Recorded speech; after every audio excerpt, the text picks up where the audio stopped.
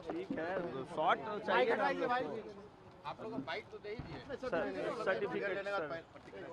एक मिनट सामने थोड़ा पीछे आ जाइए, थोड़ा सा पीछे होइए। नहीं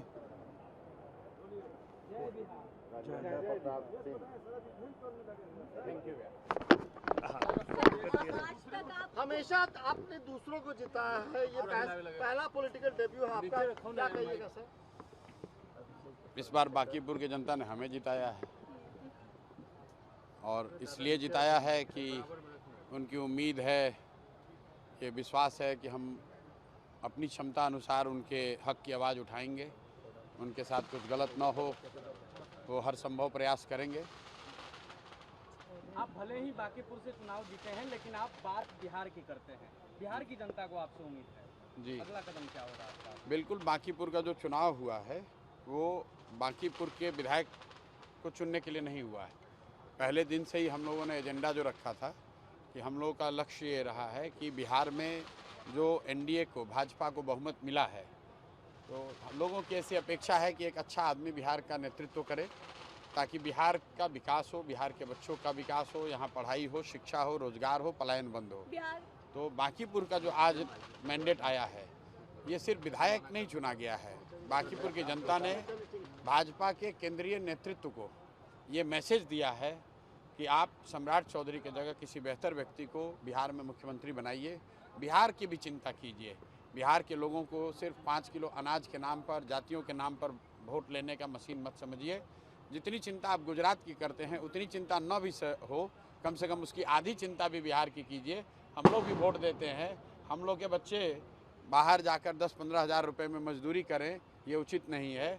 तो अगर मोदी जी को चिंता गुजरात की है, वहाँ से 25 एमपी जाते हैं, बिहार से 40 एमपी जिता कर जाता है।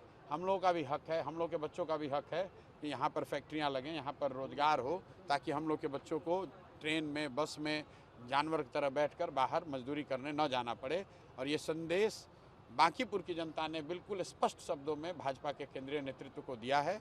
मेरा ये विश्वास है कि भाजपा का जो नेतृत्व है वो इस जो मतदान का जो नतीजा आया है, इसको गंभीरता से लेगा और बिहार में किसी सक्षम आदमी को, किसी स्वच्छ और अच्छे चरित्र काबिल व्यक्ति को मुख्यमंत्री बनाएगा, ताकि आने वाले 4 साल में बिहार की तरक्की हो सके। मुख्यमंत्री तो भाजपा का ही बनेगा, लेकिन भाजपा किसी अच्छे व्यक्ति को बनाए। कुशवाहा बनाना है, कुशवाहा ही बनाइए, लेकिन किसी अच्छे आदमी को बनाइए, किसी अपराधी को बिहार पर मत थोपिए। और आज बांकीपुर की जनता ने यही बात बड़े स्पष्ट तौर पर कहा है। वो ठीक है, बधाई दी है। बधाई, सम्राट चौधरी ने मुझे पहले भी अपना भाई बोला है। मेरी कोई सम्राट चौधरी से व्यक्तिगत लड़ाई नहीं है।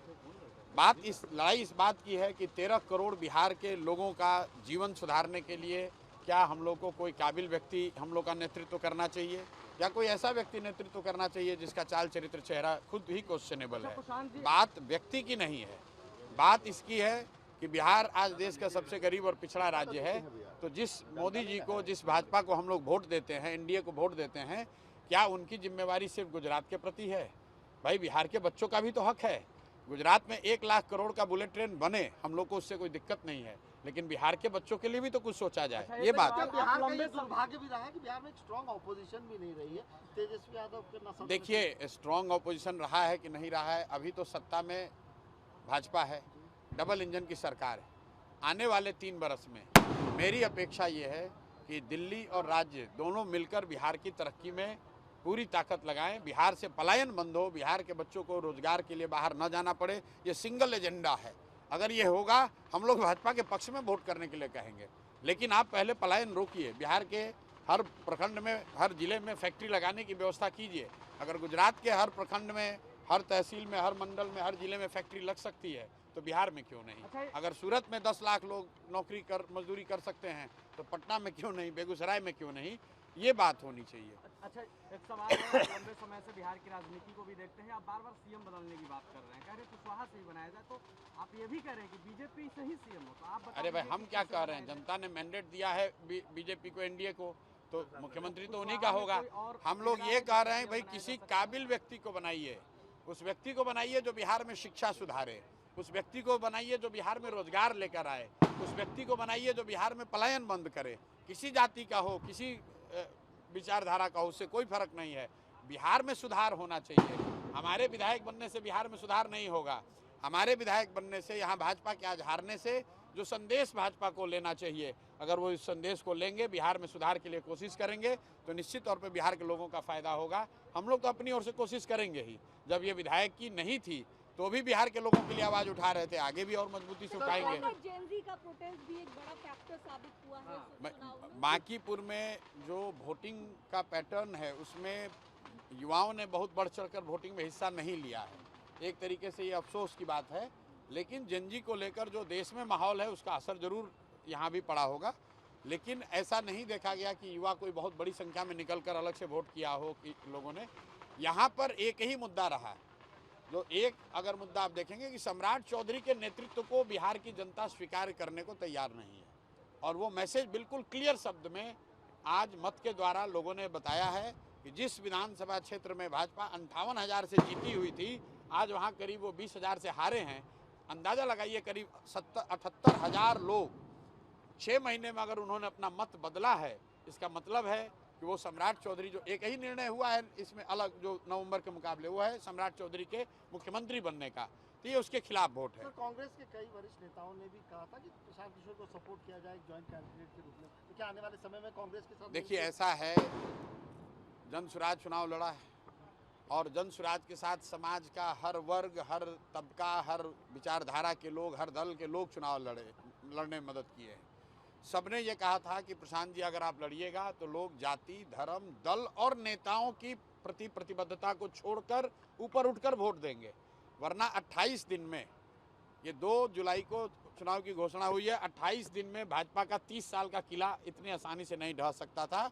ये दिखाता है कि हर वर्ग के लोगों ने, चाहे वो किसी भी जाति के हों, किसी धर्म के हों, किसी दल के हों, किसी नेता को मानते हों, सब ने इस बात पर एकजुट होकर वोट दिया है कि नहीं, बिहार में नेतृत्व बेहतर व्यक्ति के हाथ में होना चाहिए। बिहार में भी शिक्षा, रोजगार की बात होनी चाहिए। सिर्फ अपराध, अपराधी, इनकाउंटर, हाफ इनकाउंटर, मार पीट ये करने से हम लोग के बच्चों का भविष्य अच्छा नहीं होगा। लोगों ने इस पर बहुत जमकर वोट किया है। वोटिंग परसेंटेज भले कम रहा हो, लेकिन 50%, करीब 50% लोगों ने हमको मत दिया है। तो मेरा ऐसा मानना है कि जो बात हमने कही, हमने नाली गली की बात नहीं कही है, हमने सीधे 3 ही बात कही थी कि सम्राट चौधरी को हटाकर किसी बेहतर व्यक्ति को मुख्यमंत्री बनाना है तो प्रशांत किशोर को वोट दीजिए। अगर भाजपा के राजनीतिक अहंकार पर अंकुश लगाना है तो प्रशांत किशोर को वोट दीजिए। और बिहार में जितने चुने हुए जनप्रतिनिधि हैं, विधायक, सांसद, सबके मन में ये डर पैदा करना है कि अगर वो काम नहीं करेंगे तो चुनाव हार भी सकते हैं, तो प्रशांत किशोर को वोट दीजिए। मैंने इसी 3 बात पर चुनाव वोट मांगा है, लोगों ने वोट दिया है। तो मेरा ऐसा मानना है कि भाजपा के लोग इन तीनों मुद्दों को एड्रेस करेंगे।